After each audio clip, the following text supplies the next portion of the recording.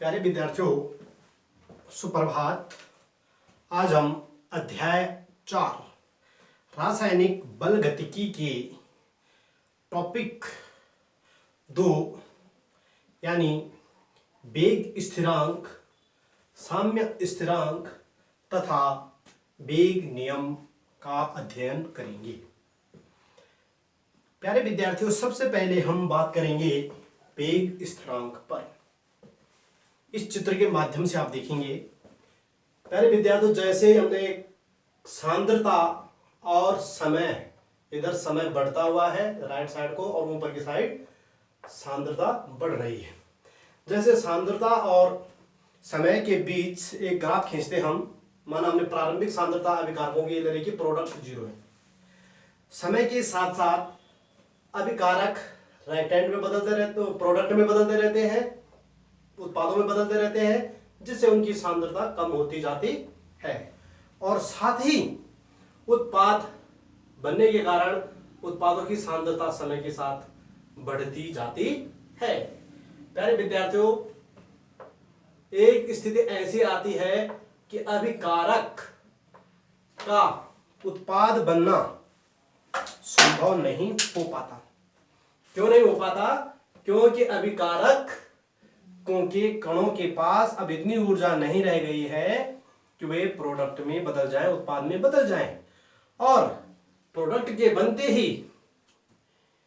बनने के साथ साथ जब कुछ मात्रा में प्रोडक्ट बन जाते हैं तो वे भी राइट हैंड में बैकवर्ड एक्शन करते हैं और टूटते रहते हैं, बदलते रहते हैं। एक स्थिति ऐसी आती है कि अभिकारकों का प्रोडक्ट में बदलना बंद हो जाता है, अतः उनकी सांद्रता स्थिर हो जाती है। इन दो लाइनों के बीच देखिए स्थिर है, आगे भी स्थिर रहेगी। Concentration of reactant is stand.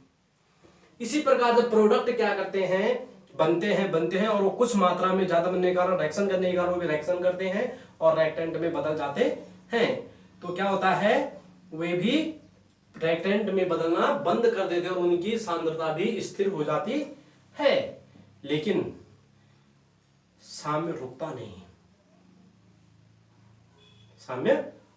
नहीं है। जितने रिएक्टेंट यानी रिएक्टेंट और प्रोडक्ट की सांद्रता स्थिर है, बट जितने रिएक्टेंट प्रोडक्ट में बदलते हैं उतने ही प्रोडक्ट रिएक्टेंट में बदल जाते हैं। तो हम पहले अब समझेंगे इस प्रक्रिया के माध्यम से, सिद्धांत के माध्यम से वेग स्थिरांक। माना दो अभिकारक हैं ए और बी दो अभिकारक क्रिया करके सीओडी बना रहे हैं। तो इसके लिए द्रव्य अनुपातिक क्रिया के नियमानुसार, क्या द्रव्य अनुपातिक क्रिया का नियम? अभिक्रिया की गति अभिकारकों के सक्रिय द्रव्यमान के समानुपाती होती है। अभिक्रिया कितनी स्पीड से चलेगी, वेग कैसे चलेगा, कितना होगा, जितनी मात्रा में उनके अभिकारकों के सक्रिय द्रव्यमान होंगे, एक्टिव मास ऑफ रिएक्टेंट। तो इसके अनुसार अगर अभिक्रिया का वेग हमेशा समानुपाती होता है अभिकारकों की, अभिक्रिया का वेग समानुपाती concentration of A into concentration of B, या वेग बराबर K1। पहले तो क्या होता है, ज्यादा है रिएक्टेंट तो स्पीड से गति होगी। जैसे रिएक्टेंट की सांद्रता कम होती जाएगी, उनकी दर कम होती जाएगी और कुछ देर बाद स्टैंड हो गया वेग, अब नहीं बदलना, उनकी सांद्रता स्थिर हो गई। तो K1 concentration of into concentration of B, this is reaction 1, equation 1। यहाँ K1 अगर अभिक्रिया का वेग स्थिरांक है। इसी प्रकार पश्च अभिक्रिया हमने कहा था कि प्रोडक्ट भी रिएक्टेंट में बदलना शुरू कर देते हैं। C + D रिवर्सिबल या टेंड्स टू A + B, ये भी बनाते हैं। तो क्या हो जाएगा, पश्च अभिक्रिया का वेग समानुपाती concentration of C into concentration of D, या वेग बराबर K2 concentration of C into concentration of D। यहां पर ये इसको समीकरण 2 कहेंगे और इस समीकरण में K2 पश्च अभिक्रिया का वेग स्थिरांक है। अब प्यारे विद्यार्थियों, हम देखेंगे इकाई सांद्रता पे। माना इनकी सांद्रता 1 मोल हो, क्योंकि इनकी आएगी स्टोइकियोमेट्रिक गुणांक कुछ भी नहीं तो 1 माना जाएगा, 1A 1B 1C 1D, 1 मोल। तो यदि इनकी सांद्रता को इकाई माना जाए किसी दिए गए ताप पर, तो किसी दिए गए ताप पर अभिकारक की सांद्रता का वेग क्या हो जाएगा, फिर वेग अभिक्रिया के उस ताप पर वेग स्थिरांक कहलाता है। सो क्या हो जाएगा K1 into 1 into 1 equal to K1। तो बेग बराबर K1, बेग बस बढ़िया bag K2 into 1 into 1 K2। तो क्या हो जाएगा, किसी दिए दिए गए ताप पर अतः किसी ताप पर अभिक्रिया अभिकारकों की सांद्रता का वेग, अभिकारकों की इकाई सांद्रता का वेग अभिक्रिया के उस ताप पर वेग स्थिरांक कहलाता है। तो आशा है कि आपकी समझ में आई होगी।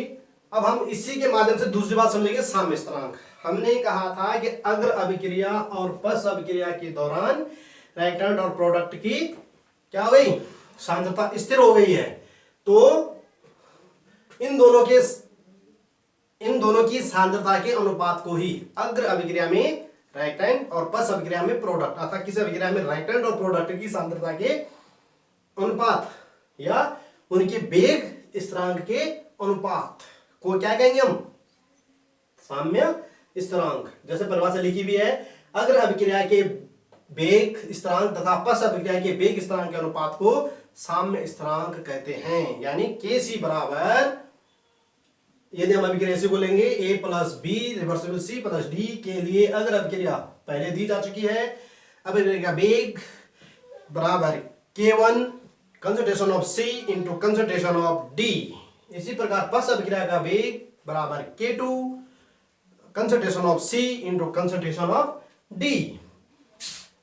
साम्य अवस्था पर उपयुक्त समीकरण 1 तथा 2 से Kc क्या हो जाएगा, Kc equal to K1 concentration of A into concentration of B equal to K2 concentration of C into concentration of D, या Kc बराबर K1 अपॉन K2। K1 ये था, K2 को इधर ले आए, समान राशि स्थिरांक को एक तरफ ला रहे हैं और एक तरफ रहेंगे।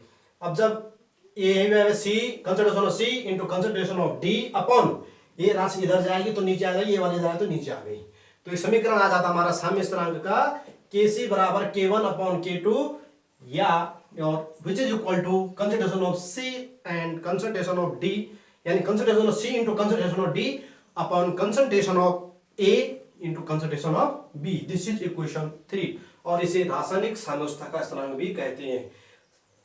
वेग स्थिरांक और साम्य स्थिरांक में संबंध भी यह समीकरण 3 दर्शाता है।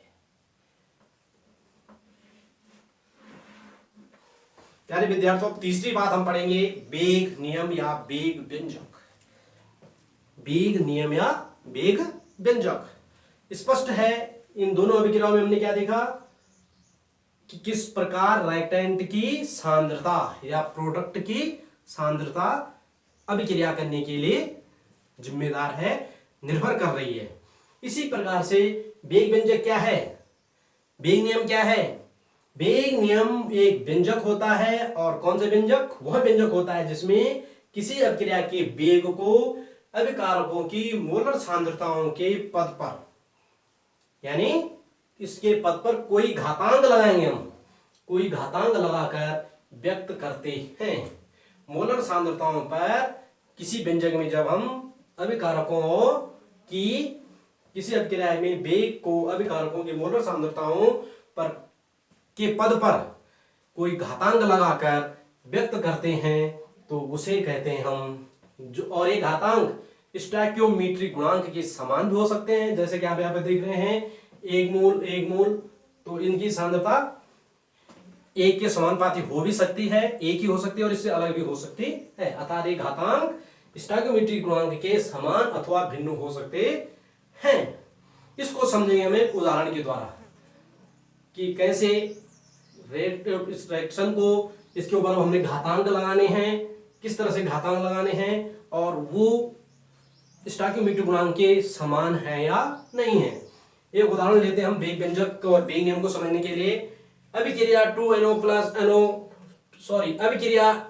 Plus O2 reverse tends to 2NO2, यानी नाइट्रोजन ऑक्साइड ऑक्सीजन के साथ मिलकर नाइट्रोजन डाइऑक्साइड बनाता है। तो इसके वेग का निर्धारण किसी अभिकारक की सांद्रता को स्थिर रखते हुए, यानी दोनों अभिकारक हमने लेने प्रयोग करना हमने पहला। सबसे पहले इनकी सांद्रता ये थी, इसकी ये थी, प्रश्न में दिया गया। एक अभिकारक की सांद्रता को हम पहले स्थिर रखते हुए दूसरे अभिकारक की सांद्रता को परिवर्तन करेंगे। पहली स्थिति ये है, दोनों की ये सांद्रता थी, फिर हमने पहले अभिकारक की सांद्रता को एक की इसको स्थिर रख दिया, दूसरे की बढ़ा दी। क्या होगा, एक अभिकारक की सांद्रता को स्थिर रखते हुए दूसरे अभिकारक की सांद्रता को परिवर्तन करेंगे या करके, या दोनों अभिकारकों की सांद्रता परिवर्तित करके। एक अभिकारक की स्थिर रख दी, इसकी स्थिर रखी, इसकी बढ़ा दी, इसकी स्थिर रखी, इसकी बढ़ा दी, किस कोई भी हो सकता है, एक अभिकारक हमने स्थिर रखनी है, या दोनों की हमने क्या करी, सांद्रता में परिवर्तन कर दिया, बढ़ाई है। तो क्या परिवर्तन होगा, परिवर्तन करके या दोनों में परिवर्तित करके प्रारंभिक सांद्रताओं के फलन के रूप में कर सकते हैं कि प्रारंभिक सांद्रताओं पर के अकॉर्डिंग इनकी सांद्रता बढ़ाने से वेग में क्या परिवर्तन हो रहा, प्रोडक्ट कितने बन रहे हैं, ये प्रोडक्ट है। तो परिणाम निम्न है, क्या है परिणाम, ये रहे पूरे 0.30 हम NO की सांद्रता ले रहे हैं पहले, और फिर O2 की भी 0.3, फिर प्रयोग में क्या किया हमने, इसकी स्थिर रख दी, इसकी बढ़ा दी, फिर इसकी स्थिर कर दी, इसकी बढ़ा दी, दो पॉसिबिलिटीज हो सकती है, या फिर दोनों की सांद्रता हमने बढ़ा दी, तो वेग हमारे समक्ष आ गया है। ये वैल्यूज या परिणाम हमारे सामने है, परिणाम निम्न है, ये आ गए हैं। अब इन परिणामों का एनालिसिस करना, हमने व्याख्या करनी है। इन परिणामों से स्पष्ट होता है कि जब O2 की सांद्रता स्थिर व NO की सांद्रता दोगुनी हुई, देखिए O2 की स्थिर है 30.30 है, लेकिन इसकी डबल हो गई, दोगुनी होने पर वेग में देखिए क्या संबंध आया, पहले के वेग को यदि हम 4 से गुणा करेंगे तो तब ये वाला वेग आया दोगुनी करने पर, अर्थात NO की सांद्रता को दोगुना करने पर उसके वेग स्थिरांक में 4 गुना वृद्धि होती है, 4 के गुणक में वृद्धि होती है। यह क्या दर्शाता है, 2 दूनी 4, दोगुना करा तो 4 हो गया, यानी वर्ग होता है। यह दर्शाता है कि वेग NO की सांद्रता के वर्गफल पर निर्भर करता है। प्यारे विद्यार्थियों, आशा है कि आप समझ रहे होंगे। फिर दूसरी बात, जब NO की सांद्रता स्थिर रखी जाती है और O2 की सांद्रता दोगुनी की जाती है, अब इसकी स्थिर रख दी 3 ही थी, 0.30 थी, इसकी करी दोगुनी, तो तब क्या हो रहा है, इसमें और इसमें, प्रारंभिक में और दूसरे में गुणांक 2 का आया, 0.96 और 0.96 कितना हो गया, 0.192। तो स्पष्ट है कि O2 की सांद्रता दुगनी की जाती है, तब अभिक्रिया के वेग दुगना होना क्या दर्शाता है, अभिक्रिया वेग की O2 की सांद्रता के एक घात पर निर्भरता दर्शाता है। यदि उसे दोगुना करेंगे तो वेग भी दोगुना होगा, सांद्रता 4 गुना करेंगे तो 4 गुना होगा, नहीं उससे स्क्वायर में नहीं होगा या कुछ नहीं, उतना ही गुना होगा। तो ये था इसका कैलकुलेशन। अगर हम दोनों की बढ़ा देंगे तो उसके अनुपात में 4 और 2, 4 गुना उसका हो जाएगा, 2 गुना उसका हो जाएगा। स्पष्ट यहाँ दिख रहा है, इसका 4 गुना और इसका 2 गुना का क्या हो जाएगा, ये कंक्लूजन आ जाएगा, यानी 8 गुना आ जाएगा। तो प्यारे विद्यार्थियों, ये था साम्य स्थिरांक, वो सॉरी वेग नियम या वेग व्यंजक। अब हम, ये तो सिंपल था, इसकी 2 मूल पर, इसके 1 मूल पर। देखिए यहां पर क्या हो रहा है, सांद्रता की इकाई घात पर निर्भरता दर्शाता है। इस अभिक्रिया के लिए हम ध्यान देखेंगे, इस अभिक्रिया के लिए, कौन सी अभिक्रिया के लिए, 2NO + O2 टाइम्स 2NO2 वेग बराबर के NO की पावर 2, इस पे घातांक 2 लगा, इंटू O की पावर कुछ नहीं है तो 1 माना जाएगा, 1। और इसका अवकल समीकरण क्या हो जाएगा, ये तो वेग व्यंजक आ गया।